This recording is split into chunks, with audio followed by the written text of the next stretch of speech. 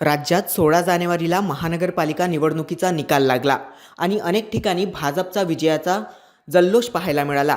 मात्र काही शहरांमध्ये भाजपला अपेक्षित यश न मिळाल्याने भाजपची कोंडी झाल्याचं चित्र समोर आलं. त्याचं सर्वात मोठं उदाहरण म्हणजे चंद्रपूर महानगरपालिका. चंद्रपूर महानगरपालिकेच्या निवडणुकीत यंदा भाजपमध्ये मोठा गोंधळ पाहायला मिळाला.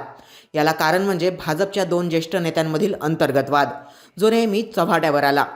हा वाद इतका वाढला की तो थेट प्रदेश पातळीपर्यंत पोहोचला. परिस्थिती नियंत्रणात आणण्यासाठी मुख्यमंत्री देवेंद्र फडणवीस आणि महसूल मंत्री चंद्रशेखर बावनकुळे यांनी स्वतः चंद्रपूर गाठलं.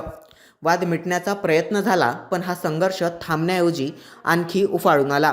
भाजपचे आमदार किशोर जोरगेवार आणि भाजपचे ज्येष्ठ नेते तथा आमदार सुधीर मुनगंटीवार यांच्यातील वाद निवडणुकीच्या अखेरच्या क्षणांपर्यंत शमला नाही आणि याच अंतर्गत संघर्षाचा थेट फटका भाजपला निवडणुकीत बसला. चंद्रपूर महानगरपालिकेत भाजपला फक्त 23 जागांवर विजय मिळवता आला, तर काँग्रेसने थेट 28 जागांवर विजय मिळवत मोठी मुसंडी मारली. यामुळे आता चंद्रपूर महानगरपालिकेत काँग्रेसची सत्ता येण्याची शक्यता आहे. यावर काँग्रेसचे विधिमंडळ नेते विजय वडेट्टीवार यांनीही दावा केला की चंद्रपूरमध्ये काँग्रेसचंच नेतृत्व सत्तेत येणार. दरम्यान भाजपला अपेक्षित यश न मिळाल्याने आता प्रश्न उभा राहतोय, या अपयशाची जबाबदारी भाजप कोणावर टाकणार? रिटेक आणि पक्षांतर्गत वाद पेटणाऱ्यांवर कारवाई होणार का? याच मुद्द्यावर आता राजकीय वर्तुळात जोरदार चर्चा रंगली आहे.